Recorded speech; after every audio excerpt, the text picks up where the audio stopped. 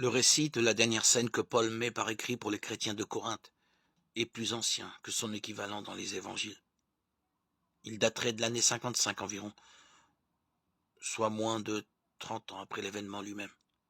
L'apôtre ayant reçu ce qui vient du Seigneur le transmet à son tour. C'est exactement la transmission de génération en génération du mystère de la foi. En écoutant ce récit si sobre et si poignant, nous, chrétiens du XXIe siècle, sommes conviés au cénacle pour recueillir les gestes et les paroles du Seigneur. Ceci est mon corps qui est pour vous. Jusqu'au bout, Jésus est l'homme qui se donne entièrement. Par-delà le temps et l'espace, il rejoint et nourrit tous ceux qui croient en lui. Cette coupe est la nouvelle alliance en mon sang. Quoique le repas du Seigneur représente une nouveauté inouïe et radicale, elle s'enracine dans la longue histoire du salut.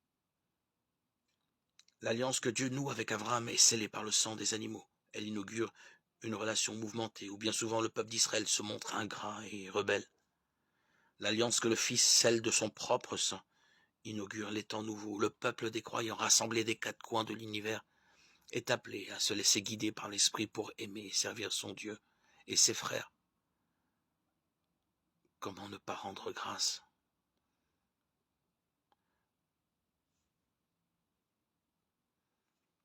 pour cet admirable événement? Jésus est le pain qui donne la vie. Christ est Seigneur, louange à toi. Jésus, pain vivant, descendu du ciel, tu nous nourris de ta parole et nous communions à ce pain de vie.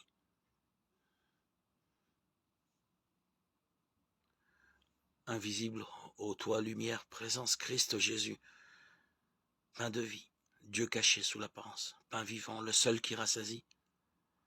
L'homme au seuil de ton mystère s'avance, il adore et balbutie. Ô parole, paix profonde, silence.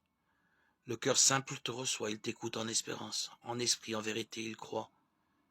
Signe sûr, donné au monde, semence, chair qu'il mange, sang qu'il boit.